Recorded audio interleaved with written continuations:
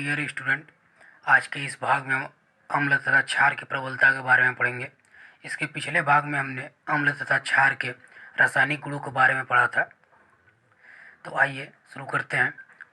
तो जो प्रबलता होती है, आपको पहले ही बता दिया गया है कि अम्ल जो होते हैं हाइड्रोजन आयन देते हैं, क्षार जो होते हैं हाइड्रोक्साइड आयन देते हैं। तो हाइड्रोजन आयन या फिर हाइड्रोक्साइड आयनों की संख्या पर निर्भर करती है, यानी कि जिसमें जितना ही अधिक हाइड्रोजन आयन होगा वह उतना ही अधिक प्रबल अम्ल होगा, और यदि उसमें जितना ही अधिक हाइड्रोक्साइड आयन होंगे वह उतना ही अधिक प्रबल क्षार होगा। इस की प्रबलता सार्वभौमिक सूचक द्वारा फाइंड आउट करते हैं, यूनिवर्सल इंडिकेटर के द्वारा। यदि प्रबलता को जो है सार्वभौमिक सूचक के द्वारा फाइंड आउट किया जाता है। यह सार्वभौमिक सूचक क्या होता है? तो यह बहुत सारे सूचकों का मिश्रण होता है, मिक्सअप होता है। अभी इसके पिछले वाले भाग में हमने सूचक की बात की थी। तो ये कई सारे सूचकों का मिक्सअप होता है। अब यह वर्क कैसे करता है? तो जैसे ही किसी विलयन में हाइड्रोजन आयन की जो अलग अलग टाइप की सांद्रता होती है उसको अलग अलग रंगों में प्रदर्शित करता है। इसके अलग अलग रंगों में प्रदर्शित से हम फाइंड आउट कर लेते हैं कि वो अम्ल है या फिर क्षार है, और यदि क्षार है तो कितना अधिक प्रबल है, और अम्ल है तो कितना अधिक प्रबल अम्ल है। अब यह कैसे डिफाइन होगा कि कहाँ से क्षार होगा, किस पोजीशन के बाद जो है अम्ल होगा? तो इसके लिए एक स्केल जो है इंट्रोड्यूस किया गया है जिसे पीएच स्केल कहते हैं। यह जो है हाइड्रोजन आयंस की सांद्रता को जो है मेजरमेंट करते हुए अम्ल और क्षार को डिफाइन करता है। तो आगे हम पढ़ेंगे कि पीएच स्केल क्या होता है। तो पीएच स्केल जो है हाइड्रोजन आयन की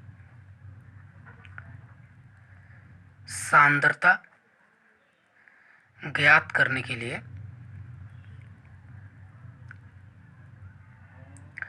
एक स्केल विकसित किया गया है, वही पीएच स्केल है।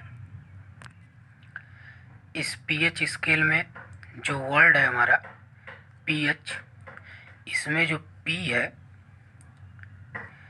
इसको जो है पोटेंस, पुसांस,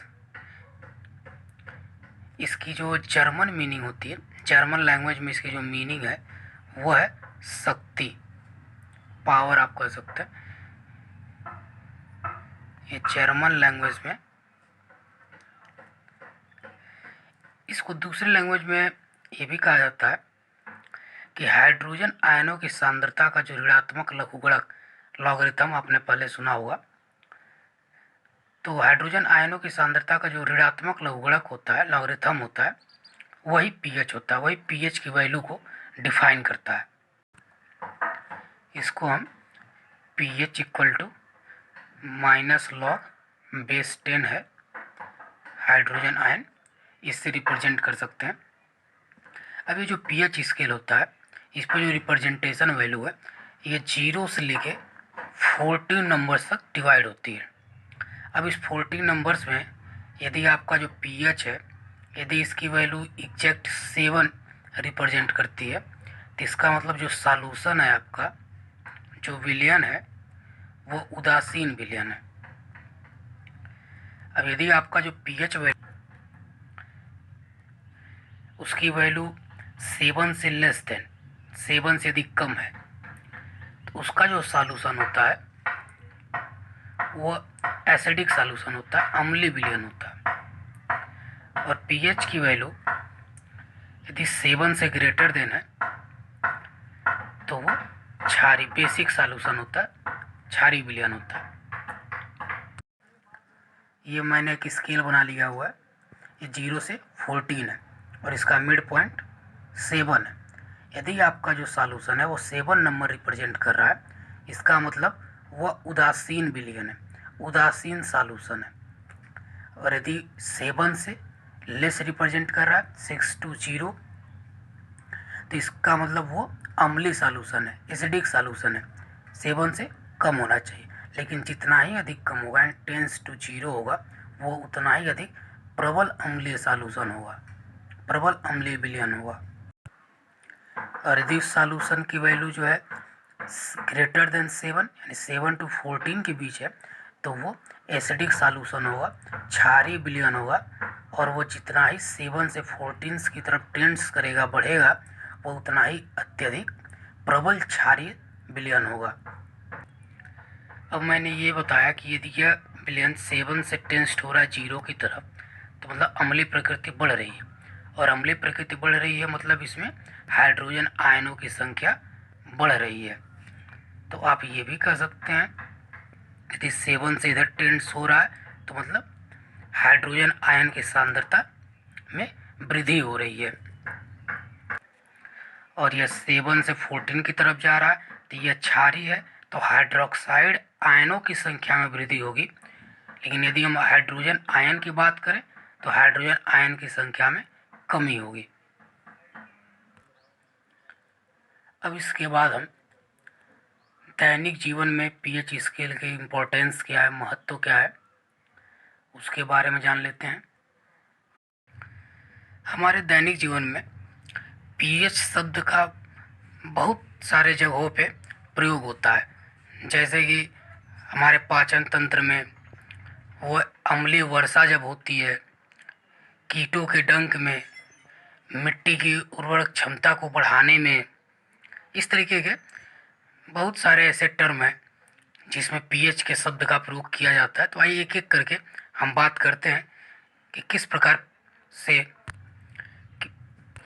पीएच की पहचान की जाती है, और यदि वह अनुपयोगी है तो उसको कैसे दूर किया जा सकता है। जैसे कि सबसे पहले आइए हम बात कर लेते हैं मिट्टी के पीएच।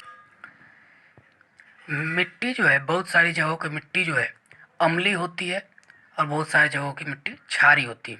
यदि मान लीजिए अम्लीय होगी, तो उसका जो पीएच होगा वो 7 से लेस देन होगा। और यदि वो क्षारीय होगा, तो उसकी पीएच वैल्यू 7 से अधिक होगी। अब यदि वो अत्यधिक अम्लीय है, तो उसमें क्षारीय पदार्थ मिला करके उसको उपजाऊ किया जाता है। और यदि वह अत्यधिक क्षारीय है, तो उसमें अम्लीय पदार्थ मिला करके उसको उपजाऊ बनाया जाता है। तो इस तरीके से पीएच से आइडेंटिफाई करते हुए मिट्टी की उर्वरक क्षमता को बढ़ाया जाता है। आगे बात करते हैं हमारे पाचन तंत्र का पीएच। हमारे उदर में, पेट में जो है अत्यधिक मात्रा में HCl होता है। HCl क्या है? हाइड्रोजन आयन है। तो मतलब इसकी जो प्रकृति होती है वो अम्लीय होती है, यानी इसकी जो पीएच वैल्यू है वो लेस देन 7 होती है। कई बार होता है कि ये HCl की मात्रा जब अधिक हो जाती है तो जो है उदर में जलन होने लगता है। तो इसको कैसे कंट्रोल किया जाता है? तो ये एसिड है, तो इसके लिए हम लोग एंटा एसिड का उपयोग करते हैं, मतलब क्षार की पदार्थ का यूज करते हैं।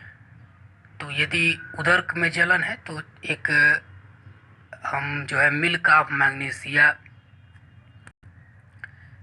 MgOH का होल्ड वाइज का यूज करते हैं इस जलन को कंट्रोल करने के लिए, जो कि एक क्षारक है। तो यहाँ ये एसिड है, इसको कंट्रोल करने के लिए क्षारक का प्रयोग किया जा रहा है। अगले हम बात कर लेते हैं जैसे कि दांतों में, दांतों का जो क्षय होता है, तो पीएच के कारण दांत का क्षय होना। हमारे जो दांत होते हैं वो कैल्शियम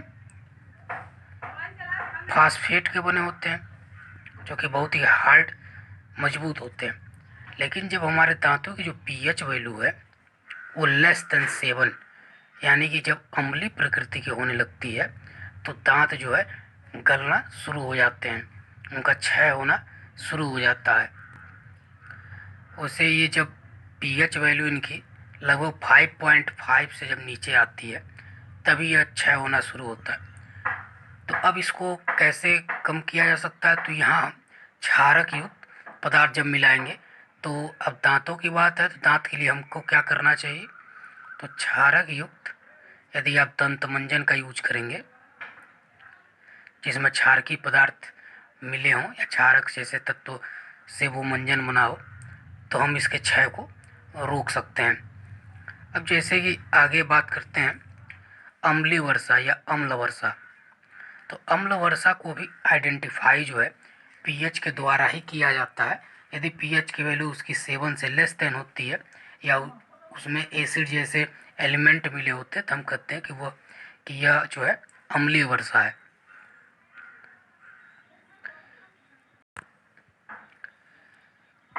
कीटों के डंक में भी एसिड पाए जाते हैं। अब जैसे कि बहुत सारे ऐसी चींटियाँ होती हैं जिनके काट लेने से जो है जलन पैदा होने लगता है। अब ये जलन इस कारण से होता है क्योंकि उसमें उनके डंक में एसिड होता है। चींटी के डंक में एसिड होता है जिसके कारण जो है जलन होने लगता है। तो उसको कम करने के लिए हम इसमें बेस मिलाते हैं। जहाँ भी कटा हो वहाँ बेस वाला पदार्थ जो है प्रयोग करते हैं। अब ये ह्यूमन के लिए हम NaHCO3 सोडियम बाइकार्बोनेट इस पदार्थ का यूज करते हैं जो कि एक क्षारकीय है। इससे उस जलन को कंट्रोल किया जा सकता है, रोका जा सकता है। इस तरीके से ये कुछ हमारे दैनिक जीवन में पीएच के इम्पोर्टेंस थे जो अलग अलग जगहों पे इसका प्रयोग किया जाता है।